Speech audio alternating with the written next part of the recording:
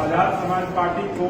क्या जरूरत पड़ा देश को चंद्रशेखर आजाद जी को बनाने का, इस पर मैं बात आपको रखना चाहता हूँ कि जैसे भारतीय जनता पार्टी की मां है आरएसएस, राष्ट्रीय स्वयंसेवक संघ। पूरे देश में जो भारत की सरकार, जो मोदी की सरकार है, जो भी फैसले लेती है वो सारा कुछ नागपुर से तय होता है। मोहन भागवत और जो भी आरएसएस के टॉप लीडर हैं वो लोग तय करते हैं कि देश में पेट्रोल महंगा होना चाहिए, डीजल महंगा होना चाहिए, आरक्षण का समीक्षा होना चाहिए, SC/ST एक्ट हटा देना चाहिए, या कोई भी देश में नीति आएगी तो आरएसएस तय करता है। उसी तरह से भीम आर्मी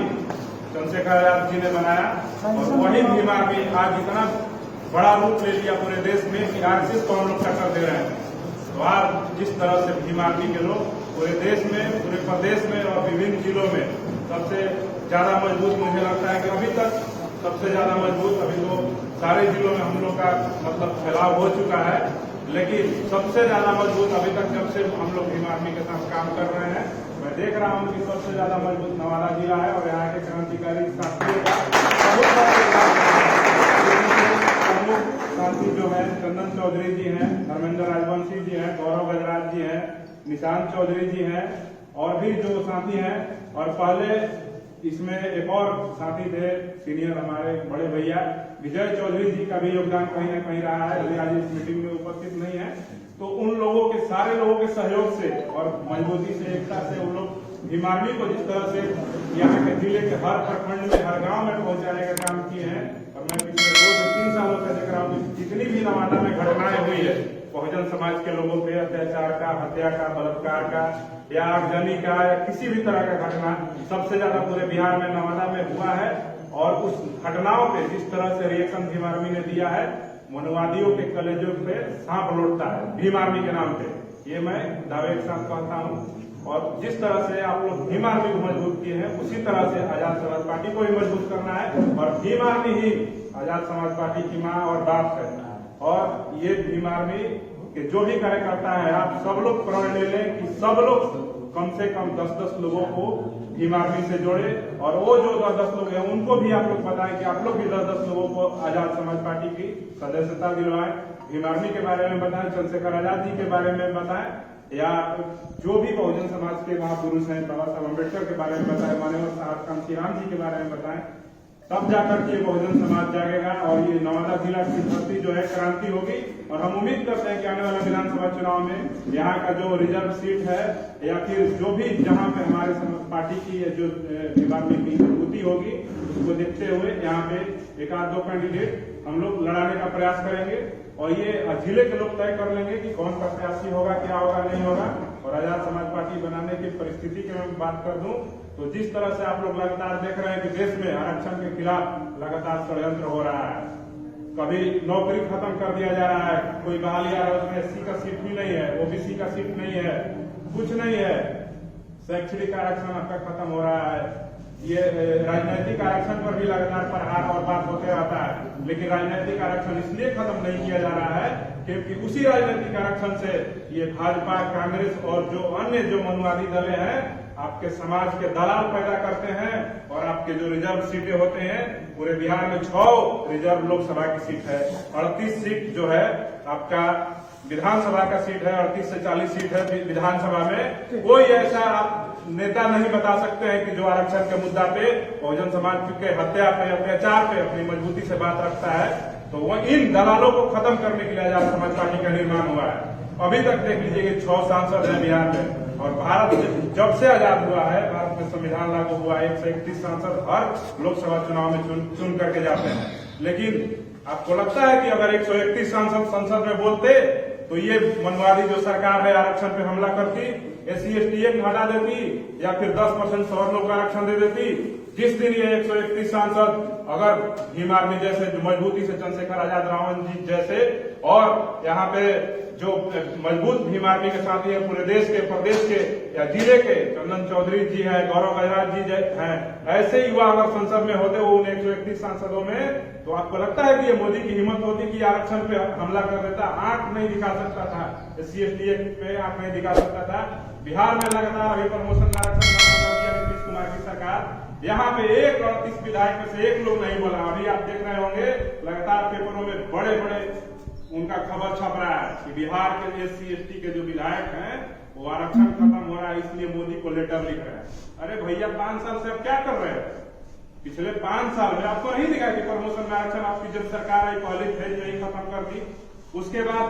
लगातार बहुजनों पे अत्याचार हो रहा है, कहीं हत्या हो रहा है, कहीं बलात्कार हो रहा है हमारी बहनों का। आप चुप रहते हैं। जब चुनाव आ रहा है विधानसभा का चुनाव तो इनको डर हो गया है कि हम रिजर्व सीटों पे जहां वोट मांगने जाएंगे तो हमारे लोग जो है समाज के सवाल करेंगे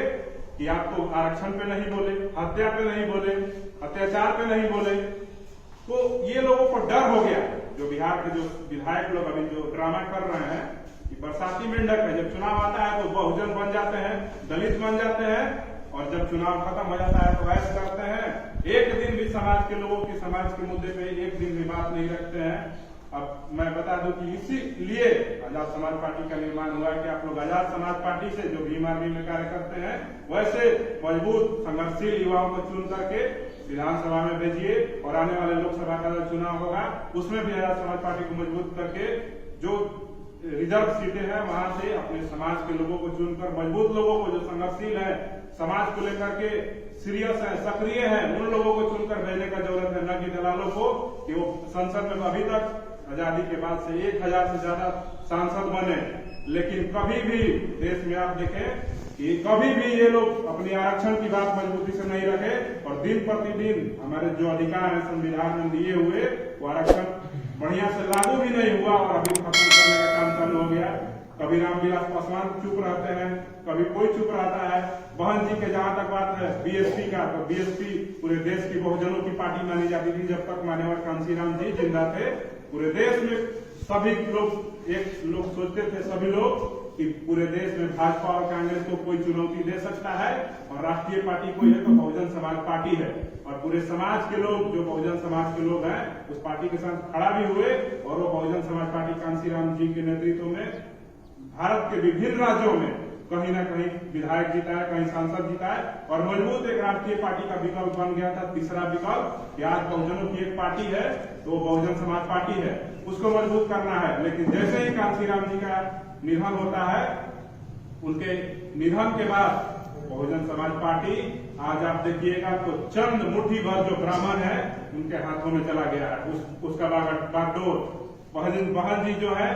वो हमारे समाज की मतलब बहुत बड़ी नेता है, हम लोग उनका इज्जत करते हैं, सम्मान करते हैं। लेकिन जब हमारे आरक्षण खत्म किया जाता है, जब हमारे समाज के लोगों पे अत्याचार होता है, हत्या होता है तो चुप हो जाती है।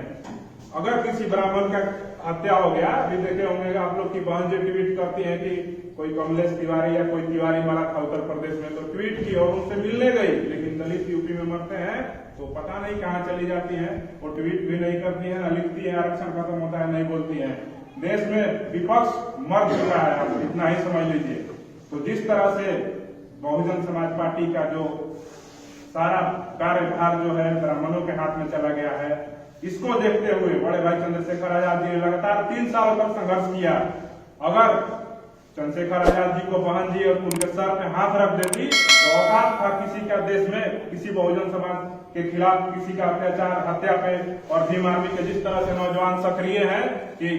हमारे समाज के अधिकारों पे कटौती कर दिया जाता, लेकिन बहन जी ने देखा कि अगर मैं चंद्रशेखर आजाद पर हाथ रख दूंगी तो ये देश का नेता बन जाएगा। लेकिन मैं बता देना चाहता हूं कि बहुजन समाज भी अब मूर्ख नहीं है, अब सब समझ रहा है कि आप कौन एसी में बैठा है और कौन सड़कों पे प्रदर्शन कर रहा है। चाहे रविदास मंदिर का मामला हो, चाहे 2 अप्रैल को SC/ST एक्ट पे जो आंदोलन हुआ उसमें जिस तरह से भीम आर्मी के कार्यकर्ताओं ने पूरे देश भर में सक्रियता दिखाई और आंदोलन के माध्यम से पूरे देश में हजारों युवाओं पे केस हुए, FIR हुए, फिर भी भीम आर्मी के युवा डरे नहीं। पटना में हम लोग पे FIR हुआ, हम लोग को पुलिस सोची कि तोड़ फोड़ कहीं भी किया होगा, ये लोग को पकड़ के अंदर कर देंगे, लेकिन हम लोग जो है संविधान को मानने वाले हैं, अनुशासन में रह के प्रदर्शन करते हैं और सारा कुछ करते हैं, उसमें भी नाकाम हुए ये लोग। आजाद समाज पार्टी बनाने का सिर्फ एक ही मकसद है कि पूरे देश में भाजपा और कांग्रेस को चुनौती, कांग्रेस तो लगभग खत्म ही हो चुकी है और सब लोग को मिलकर कांग्रेस को और खत्म कर देना है। और अभी आजाद समाज पार्टी को देश का तीसरा विकल्प बनाने के लिए चंद्रशेखर रावत जी ने आजाद समाज पार्टी का गठन किया है। बाकी विशेष और भी बातें हैं, मैं